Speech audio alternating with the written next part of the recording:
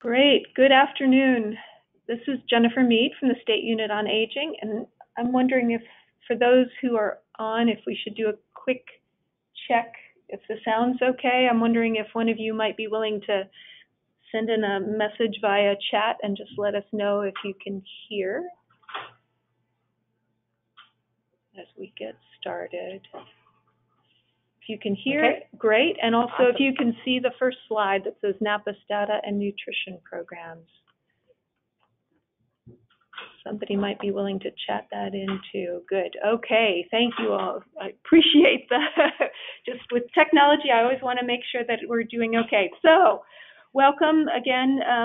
Thank you very much for joining us this afternoon. I think we've got a great presentation, and I'm glad that a number of folks were able to join us. Those of you who registered for the webinar this afternoon should have received a copy of the PowerPoint via email, but the webinar and the PowerPoint will be posted to the SUA website within a few days after today's presentation. So if you didn't receive that, we can definitely make sure that you get it.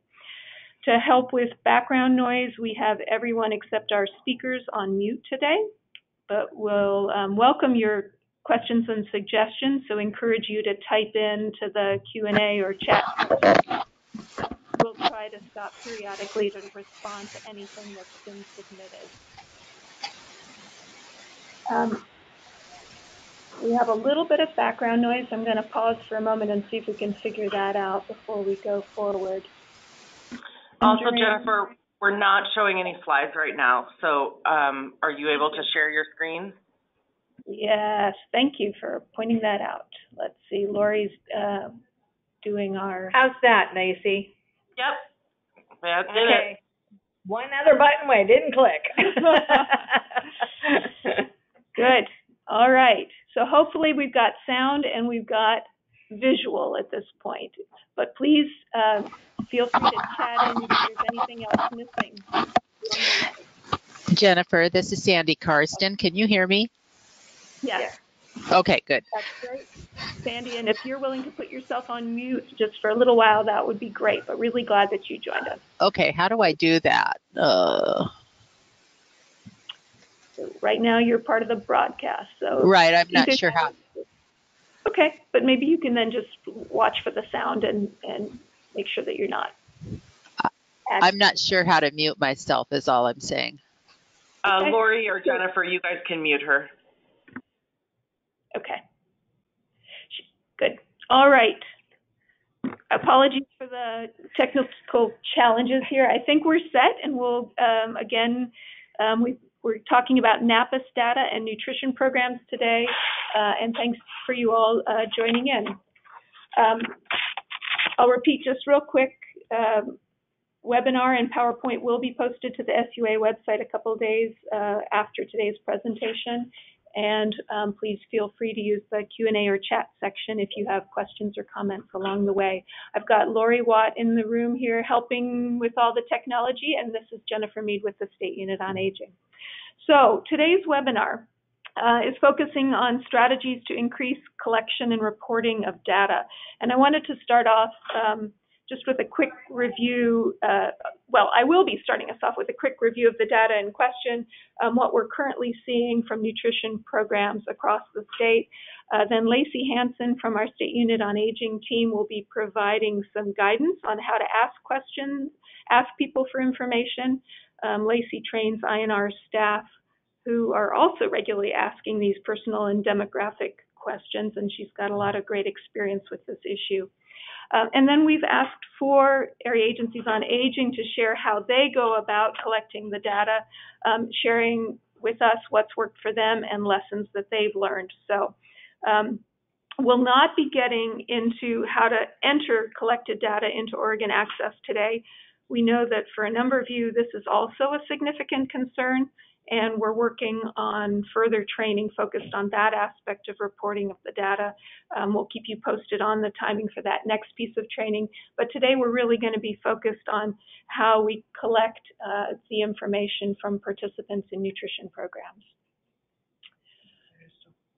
All right, let me go on to the next slide here.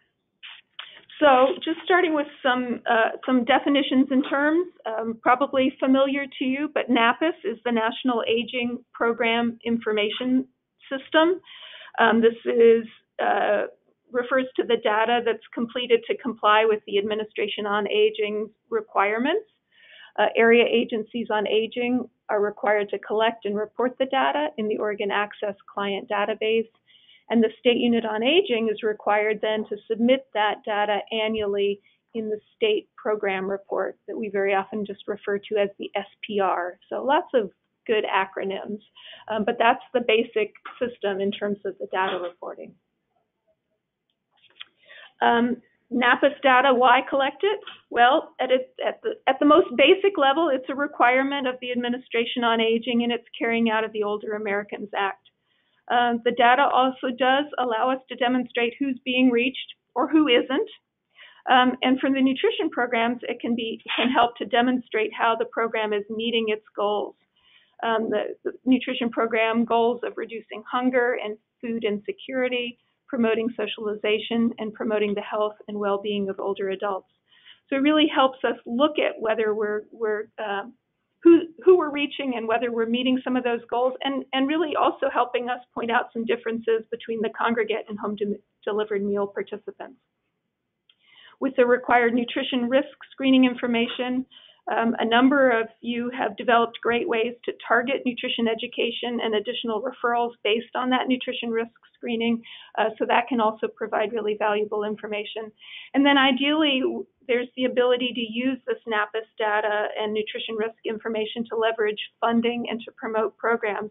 I think a number of you already do this, and it seems like there are going to be more opportunities as aging service providers partner with healthcare to reduce hospital readmissions or to support people with various chronic conditions.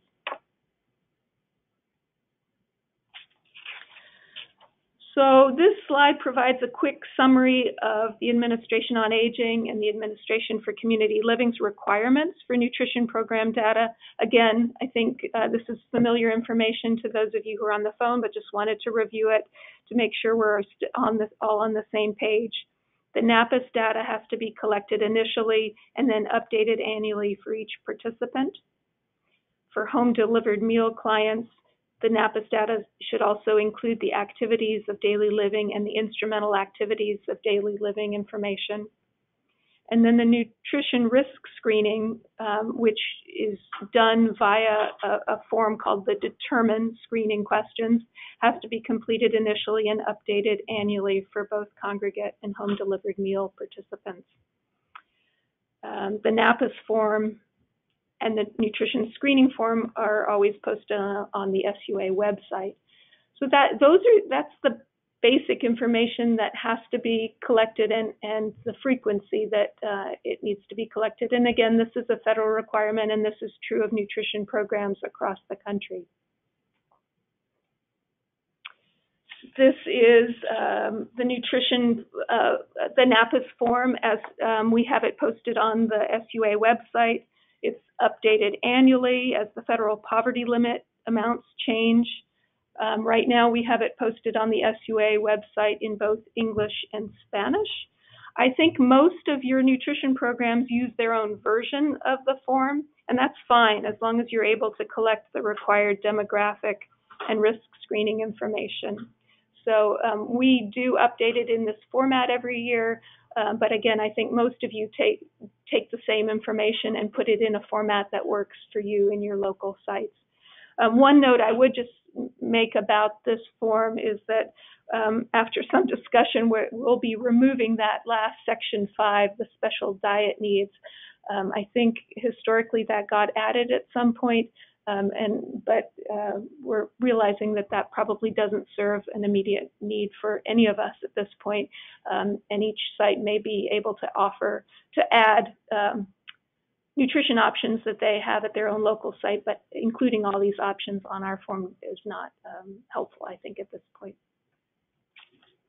And then this is the nutrition risk screening form that, again, is required of all Older Americans Act funded nutrition programs initially, and then as part of the annual updates, can be done verbally or given to the participant to fill out. Again, it doesn't have to look exactly this way. I think most of you incorporate these questions onto your own forms, and that's fine, but the questions need to be asked. So we have these two guidelines to live by. On the one hand, nutrition providers should make every effort to obtain the required NAPIS and nutrition risk data from each participant. And then on the other hand, participants who decline to provide the information cannot be denied service. We still want to serve those who refuse to provide the information. So it's a balancing act, and I think this is one of the puzzles that we have in collecting the data. The Administration for Community Living and we at the State Unit on Aging fully recognize that some people will be adamant about not wanting to share information. But if more than 10% of participants are missing required information, the Administration for Community Living starts raising concerns. They ask us who and how the information is being requested, and they ask us to rethink our approaches to how we're gathering the information, how we're explaining the need for the data, how we're asking participants to provide the information, and how we might be able to increase willingness to share the information. So we at the State Unit on Aging are really trying to explore this with you. For the AAAs, we do encourage you to have well thought out systems and procedures for collecting the information and reviewing periodically to see if this is working.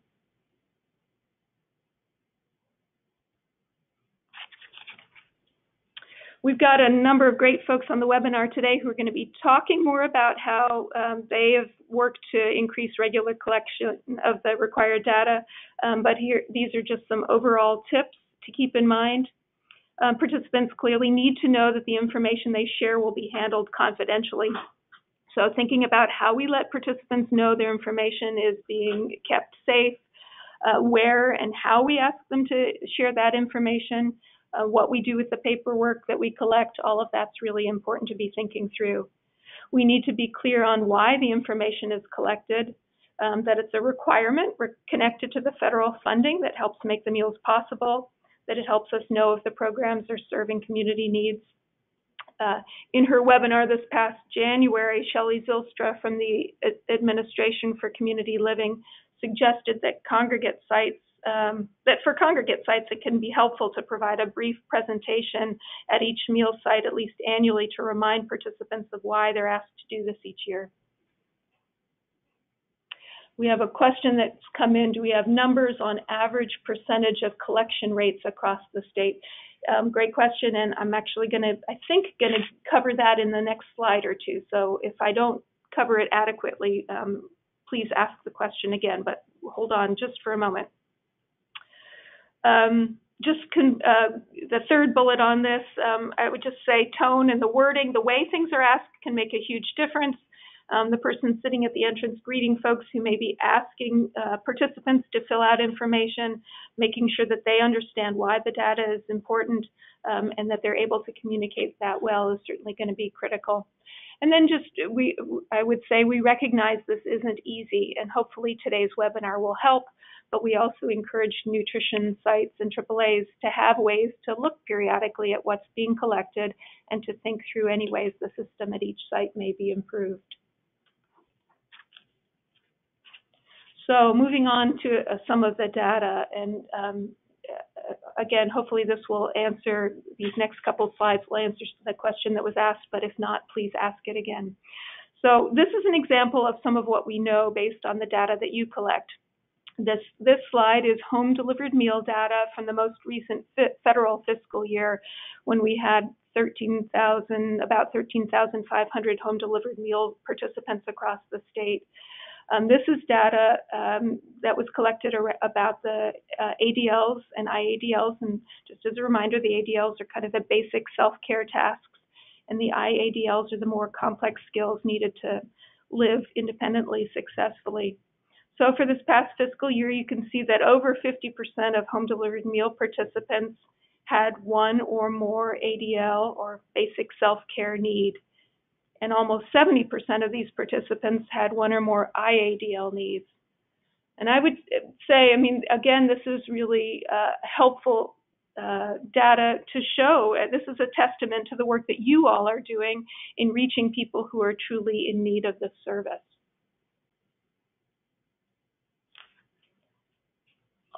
The caveat, I guess I would say, is we also know that we're missing this information for over 2,000 or almost 16% of these statewide participants. So these are home delivered meals. I see there's a typo there, HDM rather, but in any case, home delivered meal participants, we've got this great data, but we are missing it for a significant number of people. Again, just sharing some other data that from the past year. This is the nutrition risk screening information. Again, provides some really compelling information and helps us see the difference between congregate and home delivered meal participants. I've pulled just a couple of the questions here to give you an example, and this is the statewide data. And again, you can see this is for 25,600 congregate meal participants statewide and the same 13,500 or so home delivered meal participants over the past year. At the individual level, the data can help you connect individuals to additional services. So as people are filling this out, this information can help you make appropriate referrals to other food resources, to dental care services, to information on community programs. But at the aggregate level, as I'm showing you here, the data can really help local communities and AAAs in the state identify the need for more services, access to food, again, dental services, and can help identify potential health education topics for nutrition ed, and give you a sense of the differences between congregate and home delivered meal participants.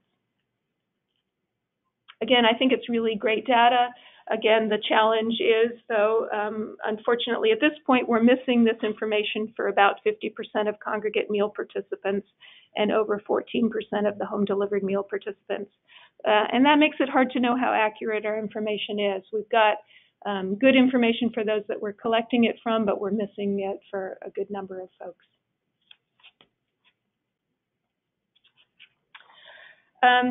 And this is a busy slide. I realize that there's a lot to take in here, but it gives, my intention was to give you a quick overview of the percent of missing data in Oregon as a whole. If you look at the columns that say statewide number and percent, that shows you the amount of missing information statewide for congregate participants, that's the rows at the top, and then home delivered meal participants, the rows at the bottom. The last two columns give you a sense of the variation between AAAs. So the most complete column shows you for AAAs that have been the most successful, the amount of missing data. You can see it's 0 to 6% of missing data. And then the last column represents the AAAs with the most missing data. And clearly there are AAAs that are having some significant challenges in collecting the information represented in that column. Again, keeping in mind the Administration for Community Living's rule of thumb, where they start to get really concerned if the missing data is higher than 10%, you can see that we've got some work ahead of us as a state. So with this as background for why we're focusing on the issue and some of what we're seeing with the data, at this point I'd like to turn things over to Lacy Hansen to give us some guidance on collecting the information. Lacy is the ADRC Program and Technical Specialist who coordinates training for our INA programs and INA staff statewide, and I really appreciate having her share her expertise on collecting information. Lacy, I'm going to go ahead and forward the slide to the next slide and then keep me posted as you want me to keep moving them forward. Great, thanks, Jennifer. Hello, everyone, and thanks for that really good introduction. So I have trained on this, and I've also, I did INR myself for 5 years, and I know that asking personal questions is not always fun, but as Jennifer just demonstrated, information is power, and it's a really important piece of the work that we do. So go ahead to the next slide. Some tips for doing this work. So the best advice I can give is to just treat it like a normal piece of the work, be comfortable with it, and be confident. So asking personal questions can feel uncomfortable, but it's essential for the survival of these programs. Jennifer, again, just demonstrated that if we're not able to show who we're serving or even how many people we're serving by not even giving out the surveys, then we could lose funding. If you present the information with confidence and know why it's important so that you're ready to have that explanation, but also just delivering it with ease and just as part of the process for receiving these services, you'll have a much better time getting responses. Practice some scripting, and on the next slide I have some examples of scripting. Don't go there yet. Nope. Go back, please. Thanks. Sorry. But scripting, I think, is really helpful for all of us when we're talking about potentially uncomfortable situations. If you practice some words that are comfortable for you to say and have the desired effect on your audience, then you can continue using that, and it helps take away some of the tension when you're delivering that. So especially when our INR staff are on the phones, using scripting can really help to get the desired response without too much of an emotional impact. It's really important that we don't apologize for asking these questions. We can't do this work without at least asking. It's part of the job. It's part of the federal requirements. And again, it's important to remember that the federal government doesn't treat this lightly either, and they're not asking just so that we can meddle and find out the personal information about our clients. It's so that they can make sure that if our community is made up of, well, whatever the demographics of our community is, so that we can show that we're serving the diverse community and we're making sure we're reaching the people who need the food and services that we provide, and not just reaching a certain aspect of the community. So that's one of the really important reason that the federal government asks for some demographics for all of our services. It's to make sure that we're doing a good job of doing outreach and support and reaching the community as it stands. And then just a reminder that it's optional for our meal site clients to answer the questions, but it's not optional for us to ask. And that's the same with INR. It's part of our job to ask these questions, and volunteers as well. It's a requirement of the service, but it is optional for the participants if they wish not to participate in the survey. So next slide, please. So here's some helpful scripting, and Jennifer already sent out the PowerPoint. I encourage you to finesse these as you like, print them out, provide them to staff, have them on a little note card that they can have at the meal sites if it's helpful. So this one is a variation of what I encourage all our INR staff to do. Here's a form we ask everyone to fill out once per year so that we can continue providing this service. So this phrase lets them know that it's not that you just saw them walk in and you want to know about their personal business. This is something that everyone is asked to do as part of our process. I think especially because participants may be given this survey at different times because of the once per year requirement, you don't want anyone to feel like they're being singled out. So this is a form we ask everyone to fill out once a year. Next, these are standard questions that we ask all our visitors. They help us show that we're doing good work and help us learn more about the needs of our community. And as Jennifer said in her slides before this, all of that is true.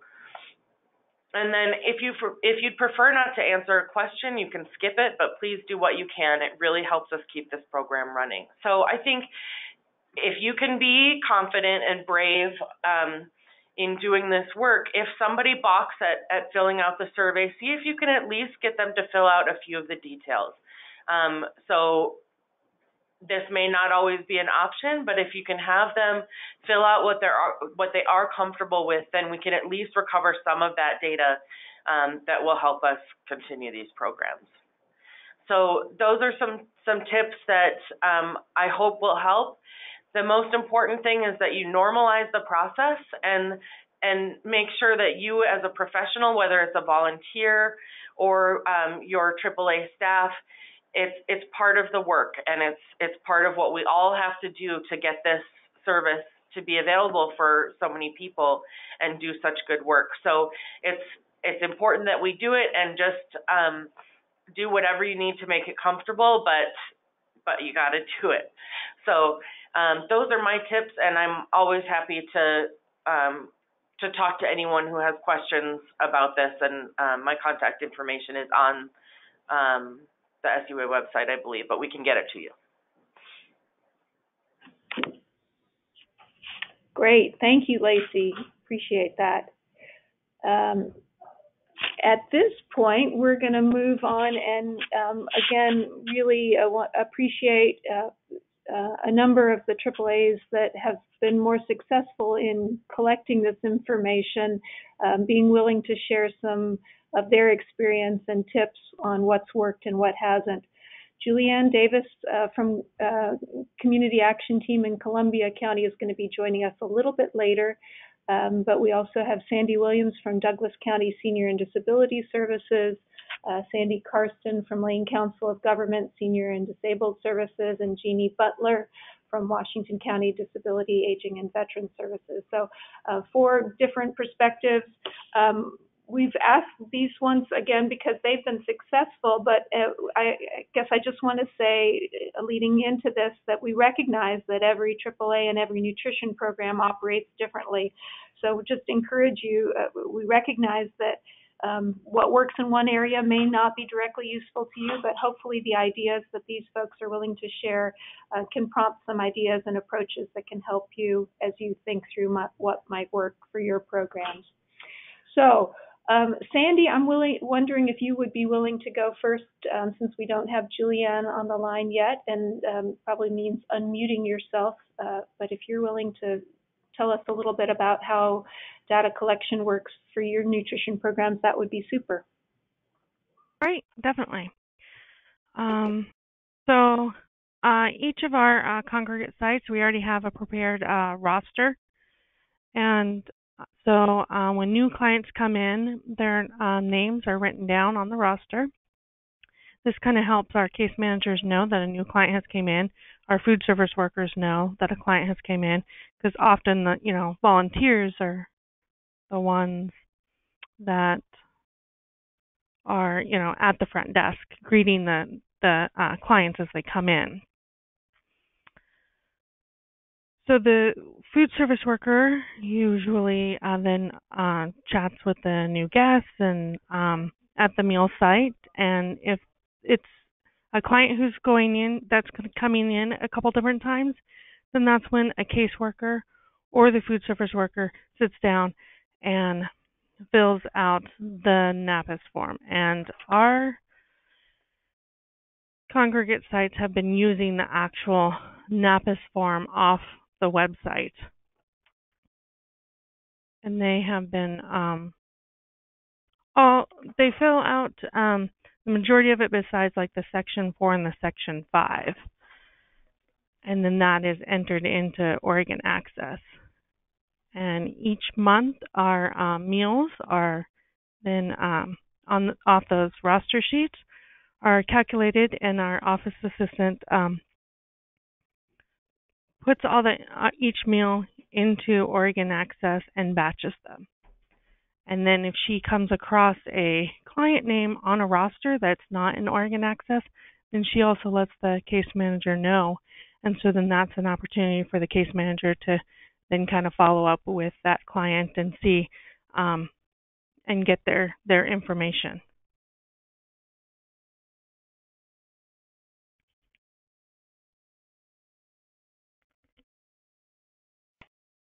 Great, thank you, Sandy. Is there anything else that you wanted to add at this point? We'll have a chance for questions and discussions across And then once every. Go ahead.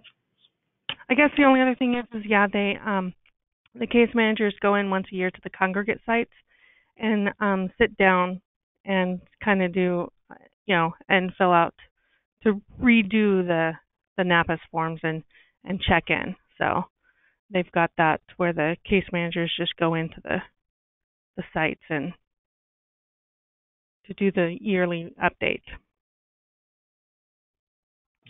Okay, I think you may. So we had just gotten a question in about how the follow-up annual information then is collected. So.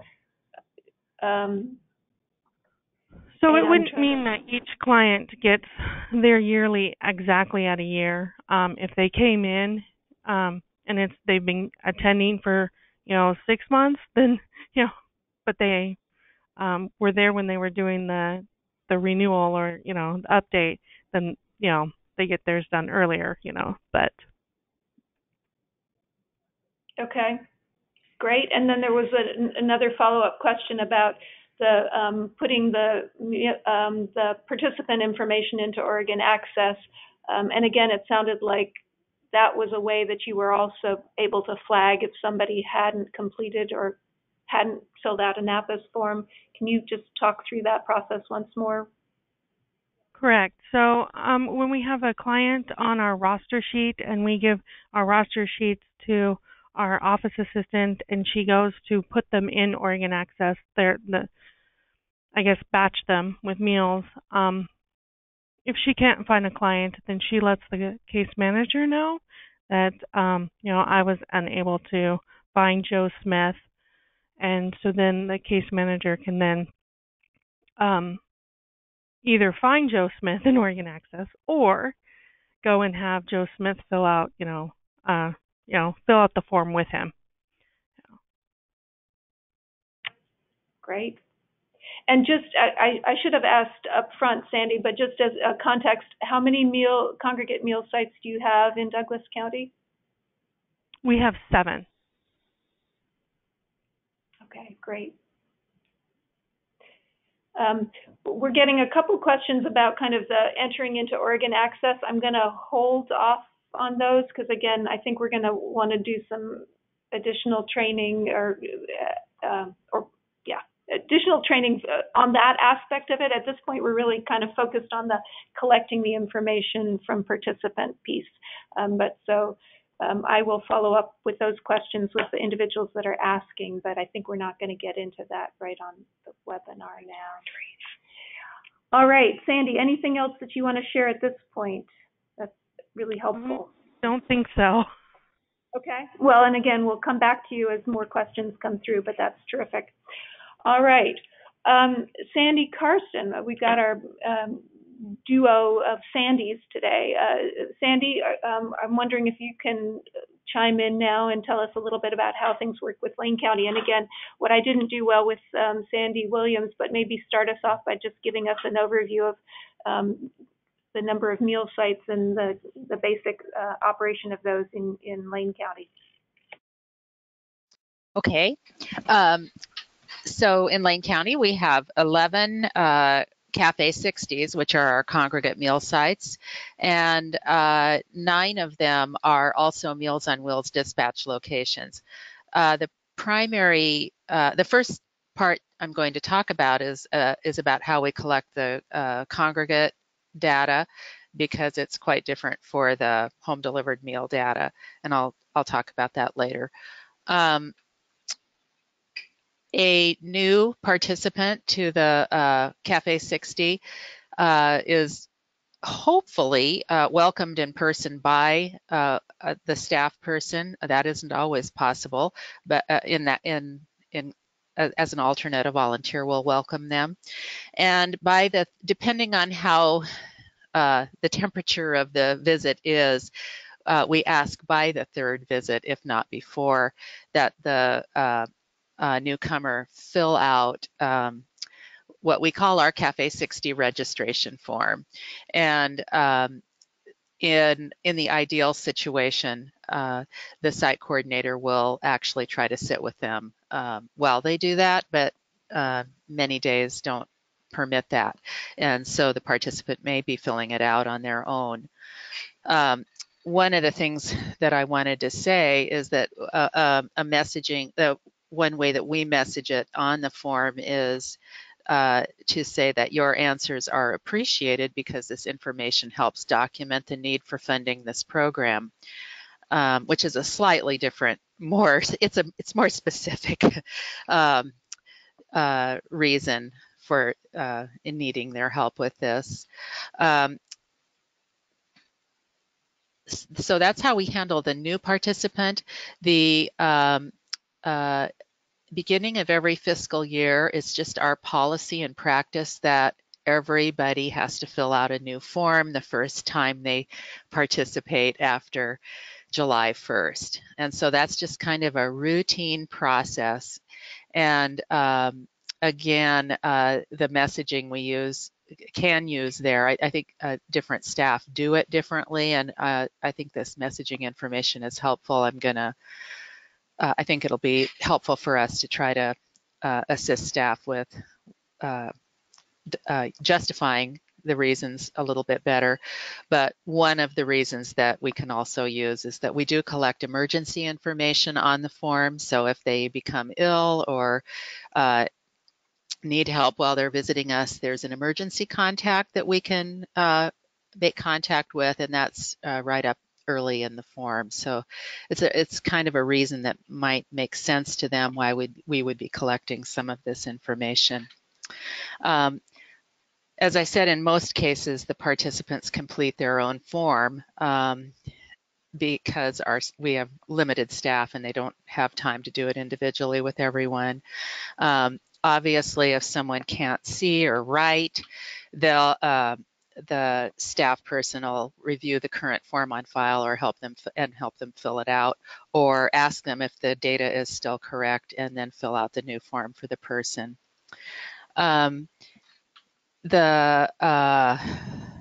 We do in our form, and I think there's a sample of the form, or the form that we use that we can talk about later. In order for a person to be listed on our what we call our roster, our reservation roster, there is a cell where the staff person enters the most recent registration date. And if that date is not in the current fiscal year, that cell turns red. So it's a flag for them immediately that they need to follow up with the person and obtain the form. And since we started doing that several years ago, I think it's been very effective at easily helping the site coordinator see that all the forms are collected. Let's see, I'm looking at my notes. The form that we use is a two-part NCR form, and for those of you who don't know what that means, the back part is a carbon, and that's shown on the next slide.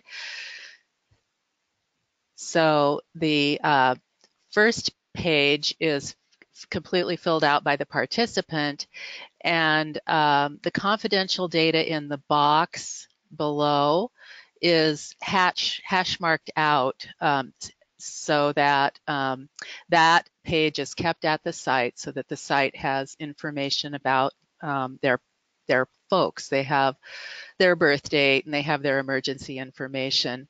The top page, which has all the data, is sent to our main office where there is a clerk who does entry into Oregon Access. We have challenges. If you want to go back, I'm sorry, to the first page. We have some challenges. We're not below 10% in all categories. In some, we have some challenges with ethnicity and with income and living alone. And so we're experimenting with some different ways of laying out the form this year. It's been really helpful to have the data about our effectiveness for this AAA. So I would really encourage AAAs to ask the state what your what your percentage of response rate is specifically, so that you can look and see maybe where some of the messaging needs to be changed, or where maybe the form needs to be changed. And then I guess I want to say, for the home delivered meal assessments, these are done in the home by our senior connection area coordinators, which are OAA case managers. And they have all of the NAPIS elements and the nutrition risk and many more data collection elements embedded into their data collection system. And once they completely complete their in-home assessment and fill out the data in the database, a Meals on Wheels risk score is generated, which is then transferred to a printed an authorization that's emailed to our meal sites that allows our site coordinators to go ahead and begin service, or if they have a waiting list, to rank the authorizations in priority order.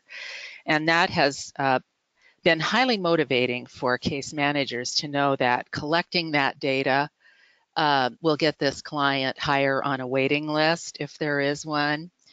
We're really proud. Our data collection scores for home delivered meals are considerably below 10% missing data. So, you know, it's ideal to have face-to-face human interaction with this. And then I think also it's very motivating to the staff to know that there's a real reason that this data helps that person access services. And I think that's all I have for now. That's terrific, Sandy, and boy, it's helpful to see your form. We've gotten a question asking about whether your forms are on the computer or on a computer program when you reference the red flag coming up that alerted to people. Can you talk a little bit more about that? Well, this form is a paper form that the client fills out. When a person says they're going to start becoming regular, the site coordinator, we have an Excel database that they use to keep track of the participants and their meal orders and their services and their, for the Congregate program, basically it's their meals and whether or not they filled out the registration form. There's very little data collected in that format. The Oregon Access data all comes here to the main office to be entered.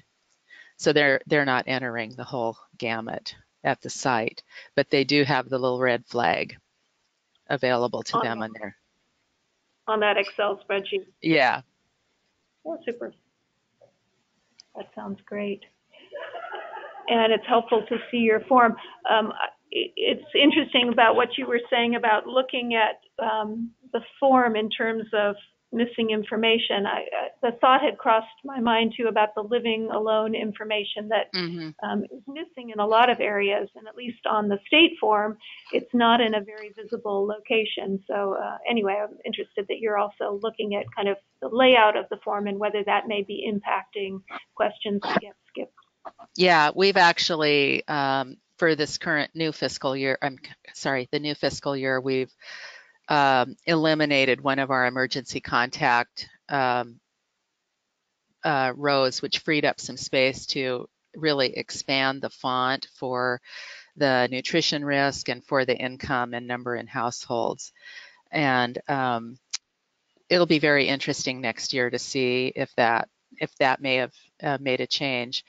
And I'm seeing just that the way we have ethnicity and race laid out, we may want to look at separating those, because I sort of wonder if we have them together, and I wonder if people think they just have to pick one amongst all of those choices, because our ethnicity collection is fairly low.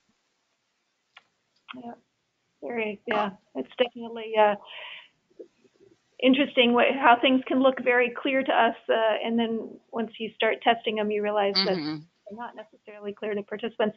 Sandy, there's one other question that came in that's kind of a general one, but given your experience with these programs, I'm wondering if you can also just help address this.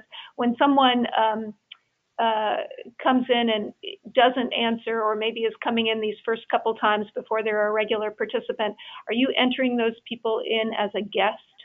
Yes. Yeah, they get entered in, and they just have a red flag.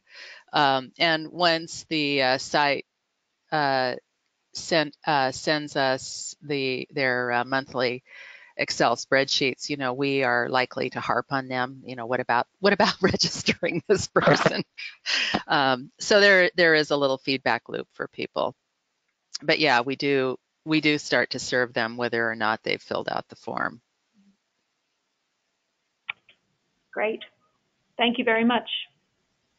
Well, I'm going to keep going. And again, as with Sandy Williams, we'll probably come back to you with more questions. But let me check in and see if Julianne Davis has joined us on the call. It looks like she still may be getting on. So let me move on to you, Jeannie, if you're willing to talk to us about how the program works in Washington County. And again, if you can start by kind of the overview of of how your program is set up, that would be helpful just for some context. Absolutely. Thanks for the invitation. So in Washington County, we contract out our meals to Meals on Wheels people. Currently, we have 6 meal sites throughout this very large county. We did have 7. A few of those areas were closer together, so we, in cooperation with Meals on Wheels, closed one of those sites and had participants go to the other 2 sites that were close by. But as a contracted service, we, of course, include all of this NAPIS information as a requirement in their contract. The language is pretty clear, and we monitor their contract at least annually, but we also meet with them quarterly just to communicate, what's the data look like, talk about things that are working well with their contract, and maybe any concerns that we might have in our area. We also, as part of our contract in these quarterly meetings, we provide technical assistance to our contractor because they are, essentially running this federal program for us. We want to be able to provide any technical assistance we can, not only to the site managers and the corporate folks at Meals on Wheels, but we also offer to go out into the different meal sites and meet with the volunteers there at those sites. Currently, Meals on Wheels has done a really good job of setting up their orientation for their volunteers and their greeters and the volunteers in their meal sites. They haven't asked us to come in and do presentations, but we're actually in the process of putting together a joint orientation where they'll have the perspective from Meals on Wheels about why this NAPIS data is important, but then they don't get as far into the weeds about Older Americans Act as we potentially would. So we're talking about a joint orientation where we as the AAA would come in and provide some of that context around Older Americans Act, just reinforcing and underlining the importance of this data. So that's kind of the foundation of our meal service here in Washington County.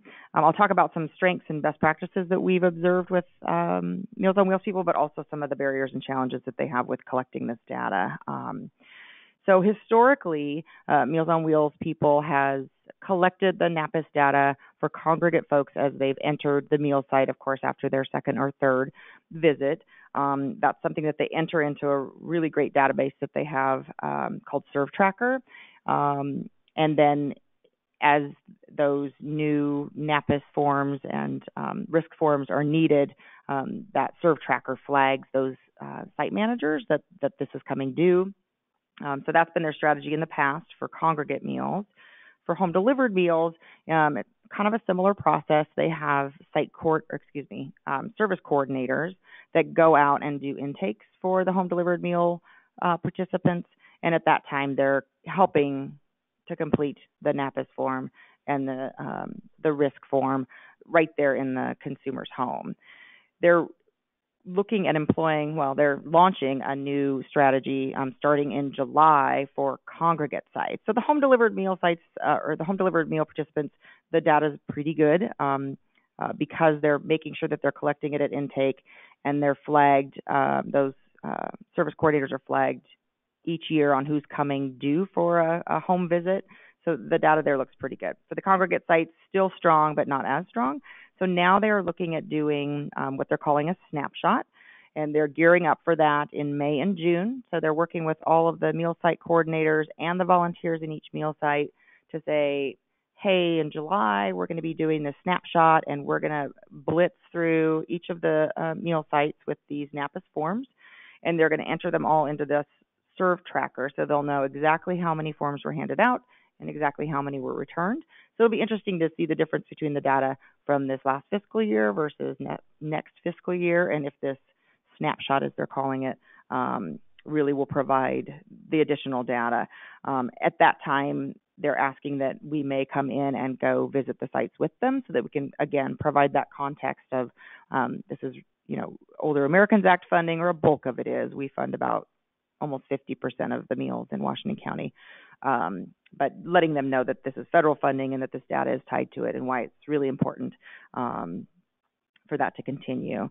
So that's one of their strengths, is that they're just constantly re-looking at the data. What are better ways that they can try to collect additional data? They have merged the NAPIS form and the risk form into one form that's easier for these participants to complete. And they've also translated it independently into multiple languages, which the form is not available currently in all of the languages that we serve here in Washington County, as a very diverse county. So the Meals on Wheels people have just gone and translated those forms themselves, which is wonderful. In the congregate sites, there are now service coordinators. So they have the meal site coordinators who oversee the meal site, and then the service coordinators who are really responsible for collecting more of the data. They're on site to meet more one-on-one with consumers who may be hesitant and maybe don't want to fill out NAPIS forms in those congregate sites. They can pull them aside and have that one-on-one time to just check in and maybe give them a little bit more information about why the data is important, and pull them aside and make it feel like it's more a one-on-one check-in rather than trying to pull this data out of them. So that was a good strategy. And then, of course, the service coordinators are already going out and doing home visits. I talked a little bit about that serve tracker that they have that's tracking who has had their information entered each year and who is coming due, which helps to flag them. Meals on Wheels Corporate obviously has access to that serve tracker, and as they're seeing maybe numbers dip of forms that are returned or data that's entered, they're able to then go back to the site managers and follow up with them to say, okay, here's the 20 names of folks that looks like they were due 2 months ago, and we don't have updated data on them. And of course, sometimes it takes a little bit more incentive for even the site managers to collect the data. So Meals on Wheels people is now tying the data collection to job performance, and is also tying it to their annual metrics and raises. So I thought that will be incredibly motivating. So I'll also be interested to hear how that changes their data collection. That's for the site managers, that it would be tied to their performance. And then Meals on Wheels is also designing a new training and orientation for all of the volunteers that are coming on site, and they're helping with greeting, they're helping with collecting data, even those that are serving meals, so that, say, someone comes in and they enter the congregate site, they pass by the table, they might sign in, but they decline to enter a NAPIS form at that time. The other volunteers that are maybe clearing tables or helping set up salad bars, they're also going to have the same training, so that if that consumer were to go to them and say, why do they keep asking me this information? They'll have the same foundation of orientation and training that says, this is why they ask. They're not just being nosy. This is really important information that they need to collect to keep our meal program going. So I thought that was also a really good practice. Some of the barriers and challenges that they've reported is that even with these translated forms, for those that they're potentially handing out to consumers that speak other languages, they take the form, they might go sit down and have their meal, but each site doesn't have either a volunteer or a site manager that might speak Cantonese or Vietnamese, so they're not able to help them complete the form, and they're reporting that as a barrier. They were also reported that a challenge is that there's no designated funding tied to this collection of data. It's just wrapped into their total contract, which they find challenging to kind of carve out positions and help to make sure that there's one person really overseeing the data collection for each of these sites. And then finally, one of the barriers or challenges that they are experiencing is that there's a lot of turnover in volunteers and, occasionally site managers, but mostly the volunteers, the greeters, and just having that consistent orientation is going to be really helpful once it's developed, because new volunteers come in, they don't know who the Area Agency on Aging is or what we do, or that a bulk of the funding that supports those meals actually comes from us and that it's tied to us. So us having that joint orientation and giving that foundation of knowledge to folks as they are just ramping up to volunteer with Meals on Wheels people will be really helpful. But currently that turnover of volunteers they're reporting as a challenge. I guess one other piece that I didn't mention is that since we contract this service out, part of our advisory council, we at one point had a nutrition subcommittee, but since that requirement went away, we no longer have that designated nutrition subcommittee. But we do provide meal site evaluation forms to our advisory members, I would say most of which are seniors, and we ask them to take that meal site evaluation, go out into the community to visit a meal site.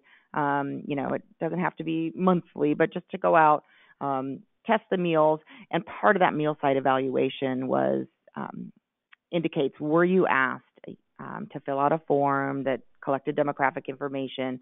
So we have a way to monitor how consistent that is per meal site through our advisory council members.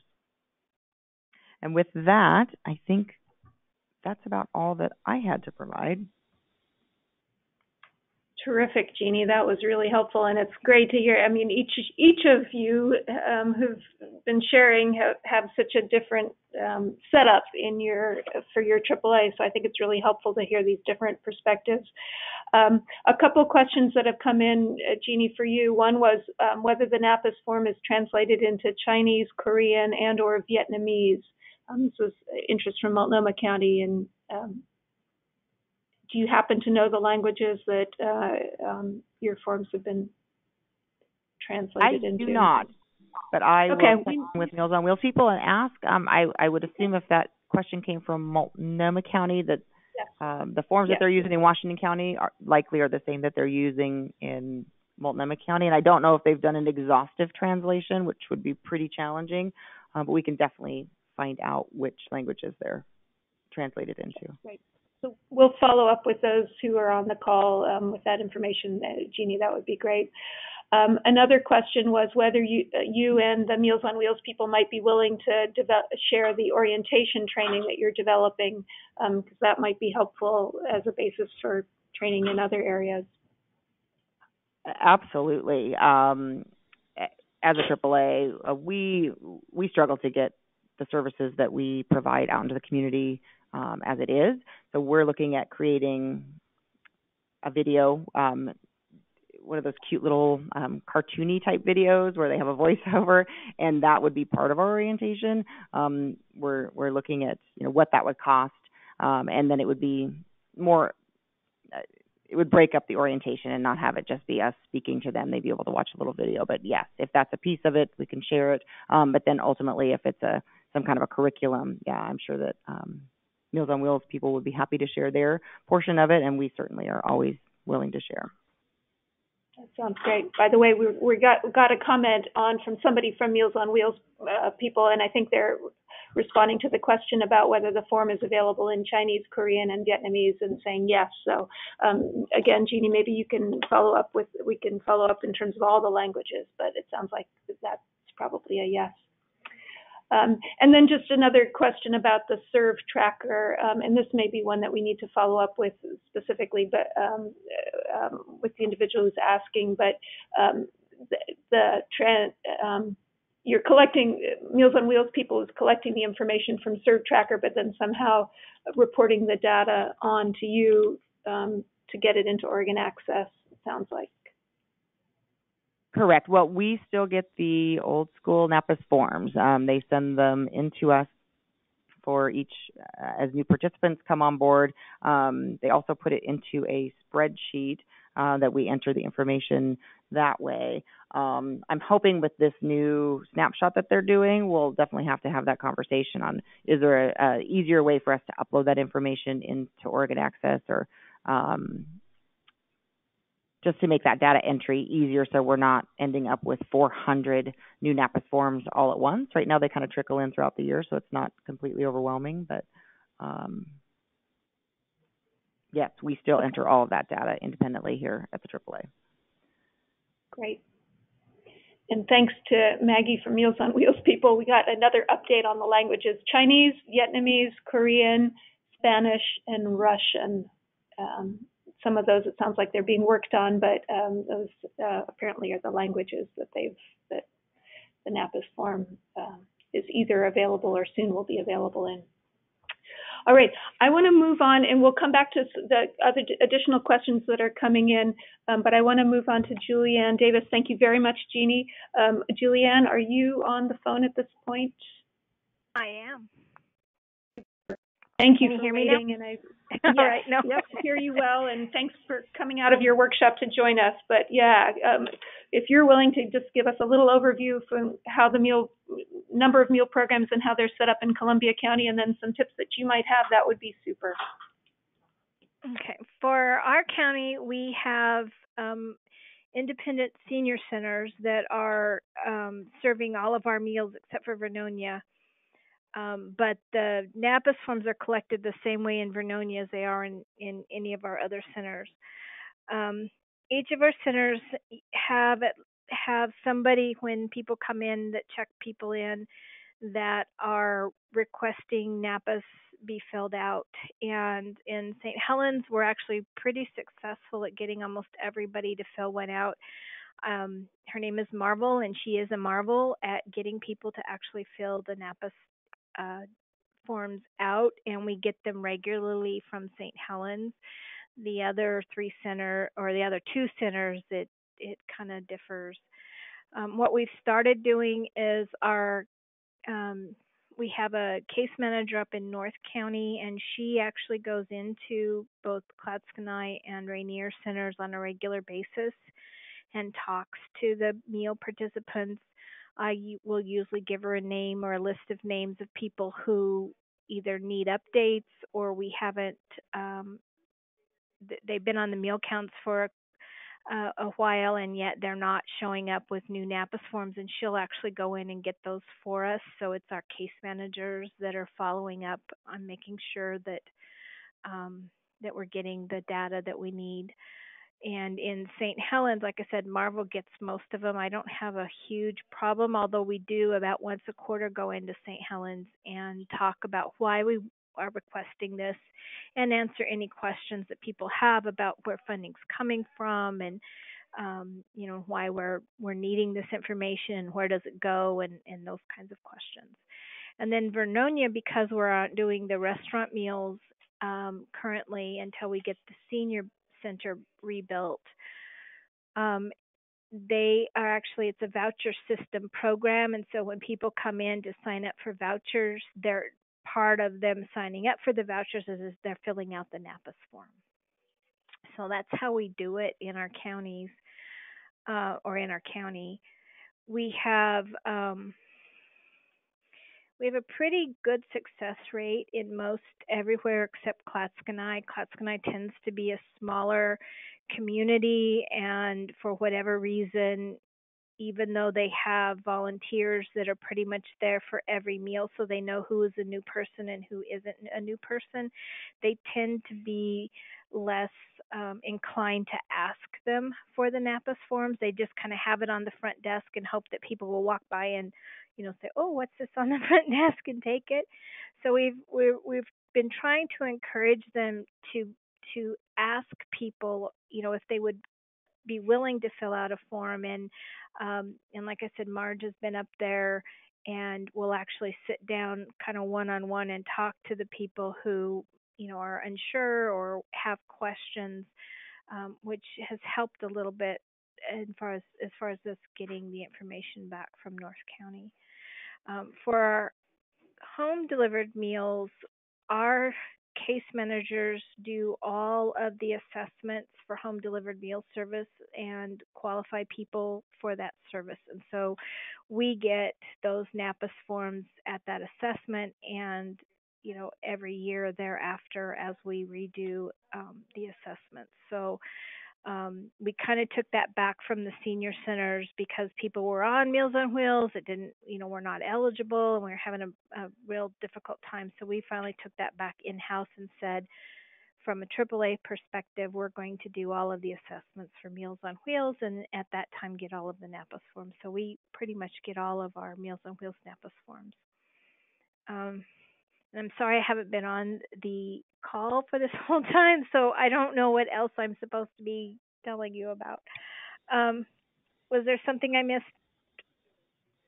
No, that was fabulous. There was a general comment that came in about a barrier that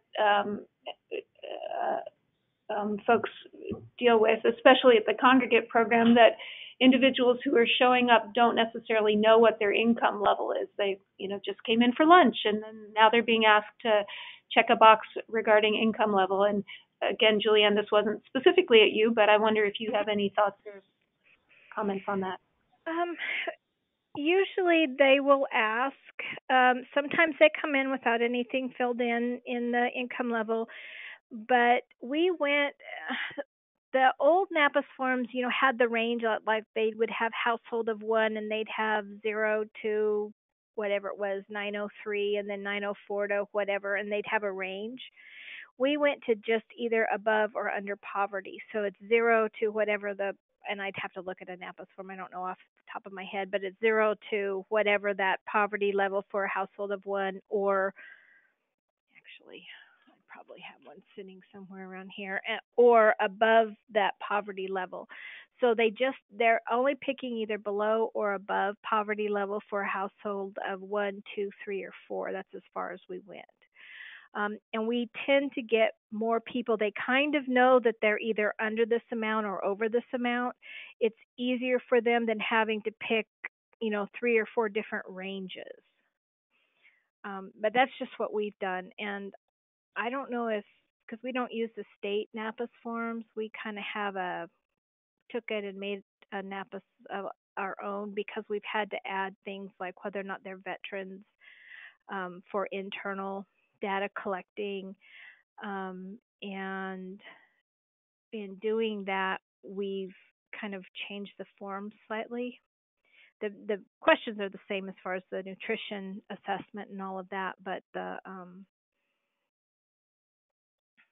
format's slightly different because of what we're collecting internally. Yeah. But that's kind of what we did. But great. Yeah, it helped us to get more people, because they kind of have a general idea of what they're making, but when you only give them one number, you're either below this or above this, it seems to be a better choice for people. But that's just my, I get more responses now, so I'm assuming that that's just a better way of doing it for our people. But I don't know if you guys collect ranges, and if that's something that agencies need, are those particular ranges, then that might not be something everybody can do. Yeah, no, that's helpful. And the state form does the same as what you're saying, below or above that number. But yeah, anyway, that's helpful. Thank you, Julianne. And do you need to head back to your workshop, or are you going to stay on the phone at this point? Nope, I'm here for the rest. They're doing action plans, and so I don't need to be there. Okay. Well, thank you again for stepping out of what you were doing. But yeah, So let me go back. One more question has come in for Sandy Williams from Douglas County. And then please, I would encourage folks to keep sending in your questions. We can ask all four of our folks at this point.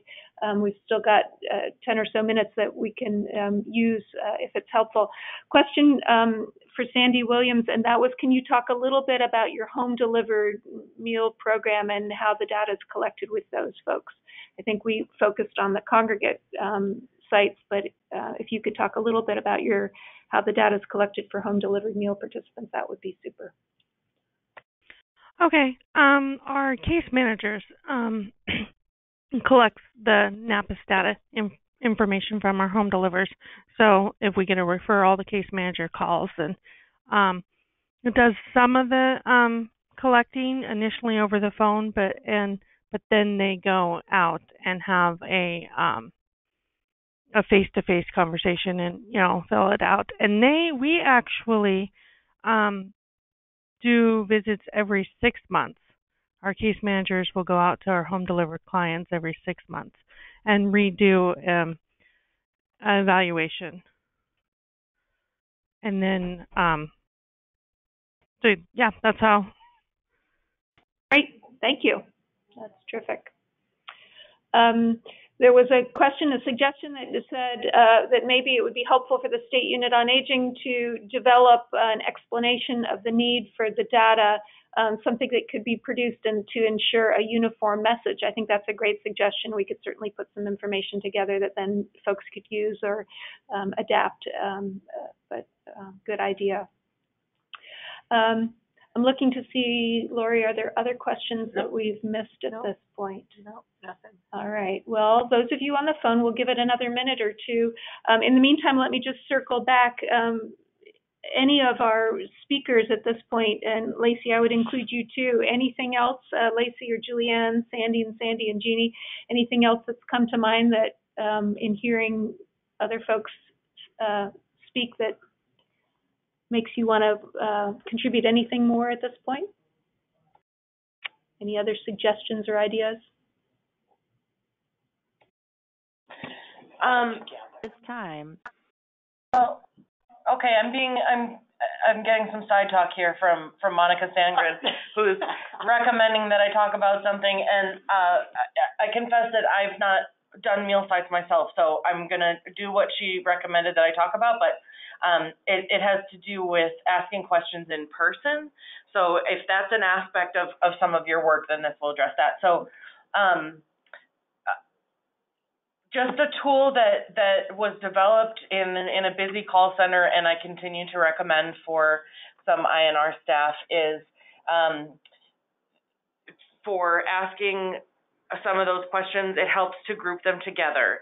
So saying, would you mind sharing your gender, race, and ethnicity? Something sort of magical happens where people kind of forget to worry about the context of the questions and are more focused on remembering the list of questions that were asked. And also it helps because the word race doesn't come across always very well. It's a soft sounding word, and so sometimes just pairing it with ethnicity helps bring context into it. But then also gender, race, and ethnicity are clearly demographic questions.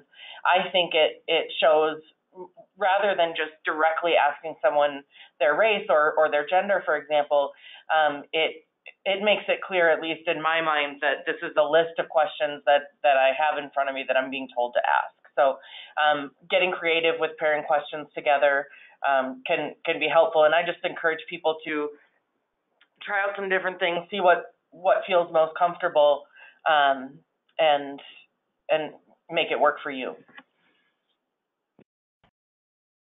Great. Thank you, Lacy.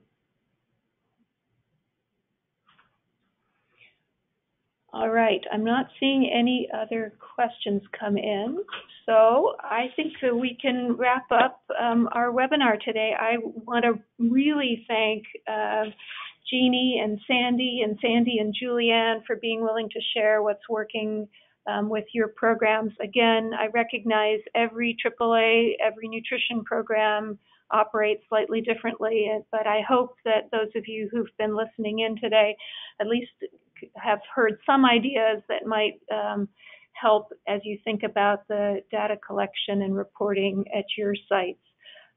Thank you all very, very much for calling in today. We will be getting this webinar and the PowerPoint posted within the next couple days on the SUA website. And if you have any follow-up questions, please just let me know. My name again is Jennifer Mead, but wish you all a good rest of your afternoon, and thank you all very much for joining us today.